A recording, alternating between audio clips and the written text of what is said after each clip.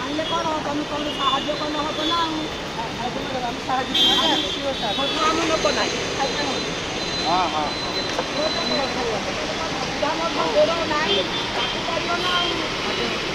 पूरा भोके हमने पौधा में पानी केजी ना खाई देव ना खाई देव कौन कि साहाଯ୍य भी नहीं करना आम खाଇବା दौन खाते खाଇବା आपको निश्चय हम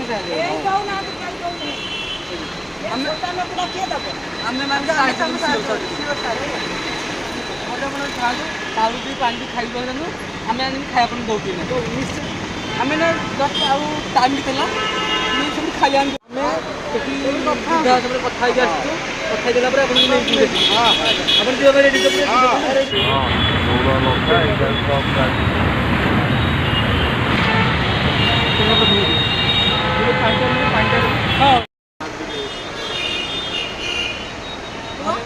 पुओ मर जाए स्त्री मर जाए माँ बापा मर जाए ट्रेन रू पड़ी गोड़ कटिगला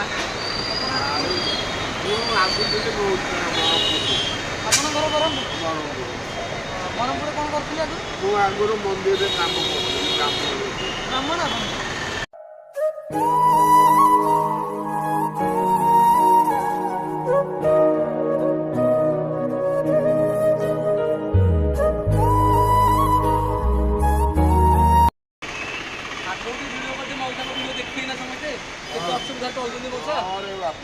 मौसा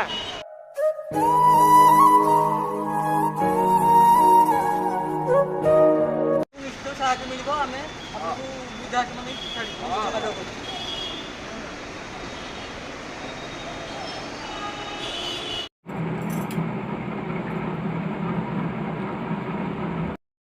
ए राति 9टा बाजिब एबे आम असित्र मोर जाऊँ दीपर साहाଯ୍य कर मौसा पाखक ताकू वृद्धाश्रम न छाड़ा पर्यंत तांकर देखाशुना एवं सेवा एवं खाଇବା पिबार व्यवस्था आम करूँ देखु आम बो हाथ रंधा खाद्य मौसा आम नहीं जाऊँ सांगरे अच्छा आम असित एवं मु गोटे छोट साइकल रे आम जाऊँ मौसा खाଇବା देवा डायरेक्ट मौसा पाखे देखा देखु आम आसी पहुँची जाइचु राजमहल तल ओभरब्रिज तले मौसा आमर बोधे शोई पड़ती ताकू उठे आम खाଇବା दबा मौसा आसीगला आम खाଇବା उठी जातु टे आज्ञा मशा एत कहनी बापा मशा ओ प्रबल मशा मशा मशा पकई दो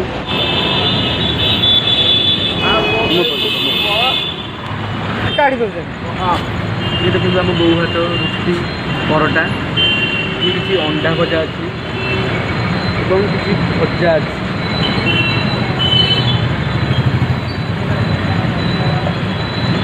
हाथ धोईकी सब बाढ़ुची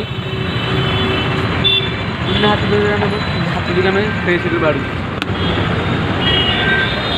टिफिन टा नवा पड़ो काली पुणी खाଇବା आनिया ना टिफिन टा नहीं जाओ आज्ञा देखु मौसा गोड़ टे देखु अवस्था कौन है मौसा मौसा गोड़ अवस्था टे देखु एमती अवस्था मौसा कौन करें देखु टे देखिए मौसा गोड़ कौन है आ गोटे गोड़ ना मौसा गोटे गोड़ अच्छा आप खाईदे खाईदे आज तो मशा धूप आम आनीनु तो काली आम मशा धूप आणबू और खाइबे दीपर आम आसबू सका कौन खाऊँ सकाଳେ कौन जलखिया खाई मिलूँ जलखिया दौन जलखिया खाए किए गले दौड़े चा जलखिया से पेट बुझ जाऊँ तो हाँ चा जलखिया आम आसबू काली खाई आणिक आम निश्चिंत आश्रम लोक डाक हाँ डाकी आणु देखिलो आज्ञा आज्ञा देखी आम लोक देखुं भिडियो आमर निश्चित साहाଯ୍य मिल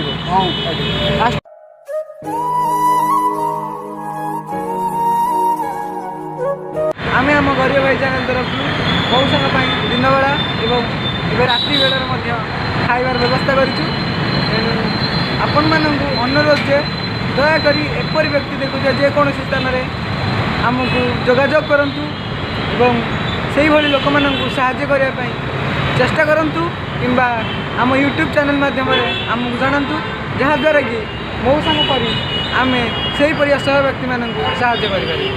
ଏବେ ଆମେ ମଉସାଙ୍କୁ ଖାଇବା ଦେଇକି ଆସିଲୁ, କିନ୍ତୁ ଏଇ ଯେଉଁ ଚିନ୍ତାଧାରାଟା କୌଣସି ଲୋକମାନଙ୍କର ମାଇଣ୍ଡରେ ନାହିଁ। ଧନୀ ଆହୁରି ଅଧିକ ଧନୀ ହେଉଛି, କିନ୍ତୁ ଗରିବ ଆହୁରି ଗରିବ ହୋଇକି ଯାଉଛି। ଇଏ ଆମ ଓଡ଼ିଶାର ରାଜଧାନୀ ଭୁବନେଶ୍ୱର ସ୍ମାର୍ଟ ସିଟି ହେବା ସହ ଲୋକ ମଧ୍ୟ ସ୍ମାର୍ଟ ହେଇଯାଉଛନ୍ତି, କିନ୍ତୁ ପଛରେ ଛାଡ଼ି ଯାଉଛନ୍ତି। ଏଇଭଳି ବିକୃତ ଦେଖୁଥିବେ ଆପଣ କେଉଁ ଭଳିଆ ଅବସ୍ଥାରେ ଲୋକ ପଡ଼ି ରହିଛନ୍ତି। ମୁଁ ଆଉ କିଛି କହିବାକୁ ଚାହୁଁନି। ଅସିତ ତମେ କିଛି କୁହ, ମୁଁ ଆଉ କିଛି କହିବିନି। ଆମ ଆଉ ଗୋଟେ କଥା କହୁଛି, ଆମ ସରକାରଙ୍କର ଏତେ ଯୋଜନା ବାହାରୁଛି, ଏତେ ସବୁ ବାହାରୁଛି, କିନ୍ତୁ ଏଭଳି ଲୋକମାନଙ୍କର ଯୋଜନା କୁଆଡ଼େ ଯାଉଛି ସେଠି? ସିଏ ଏଭଳି ଯୋଜନାରେ ବଞ୍ଚିତ କ'ଣ ପାଇଁ ଅଛନ୍ତି? ଆଜି ରାତି 8:30 9ଟା ପାଖାପାଖି ହେବ। ପୁଣି ଥରେ ଆମେ ଅସିତ ଏବଂ ମୁଁ ଆସିଛୁ ମଉସାଙ୍କୁ ଖାଇବା ଦେବାକୁ। ଏଠି କିନ୍ତୁ ଗୋଟେ କଥା କହିବାକୁ ଚାହୁଁଛି, ଅସିତଙ୍କର ବାବାଙ୍କ ଦେହ ଖରାପ ଥିବା ସତ୍ତ୍ୱେ ମଧ୍ୟ ସେ ମୋ ସହ ଆସି ମଉସାଙ୍କୁ ଖାଇବା ଦେବାକୁ ଆସିଛି। ମୋ ସହ ତାଙ୍କୁ ଧନ୍ୟବାଦ ଜଣାଇବାକୁ ଚାହୁଁଛି। ଏବଂ ଆଉ ଗୋଟେ ଖୁସି ଖବର ତାକୁ ଜଣାଉଛୁ ଯେ ମଉସାଙ୍କର ଆଉ ଟେନସନ୍ ନାହିଁ। ମଉସାଙ୍କୁ ଆମେ ବୃଦ୍ଧାଶ୍ରମ ଛାଡ଼ିବା ପାଇଁ ବୃଦ୍ଧାଶ୍ରମର ମ୍ୟାଡ଼ାମ୍ ସାର୍ଙ୍କ ସହ କଥା ହେଇଛୁ ଏବଂ ତାଙ୍କୁ ଆମେ କାଲି ସକାଳ ସୁଦ୍ଧା ନେଇକି ବୃଦ୍ଧାଶ୍ରମରେ ଛାଡ଼ିବୁ। ତ ୟାଠୁ ଖୁସି ଖବର ମଉସାଙ୍କ ପାଇଁ କ'ଣ ହେଇପାରେ? ତ ଚାଲନ୍ତୁ ମଉସାଙ୍କ ପାଖରେ ଡାଇରେକ୍ଟ ଦେଖା ହେବା, ମଉସାଙ୍କୁ ଏ ଖୁସି ଖବର ଦେବା, ମଉସାଙ୍କ ରିଆକ୍ସନ୍ ନେବା କ'ଣ ଦେଖାଯାଉଛି। ମଉସା ମଉସା ମଉସା ଟିକେ ଉଠିଯାଆନ୍ତୁ। ଆପଣଙ୍କର ଦୁଃଖର ଦିନ ଗଲା ମଉସା, ଆପଣଙ୍କର ଦୁଃଖର ଦିନ ଗଲା। କାଲିଠୁ ଆପଣ ଏବେ ଆଶ୍ରମରେ ରହିବେ। ଆମେ କଥା ହେଇଯାଇଛୁ ଆଶ୍ରମରେ।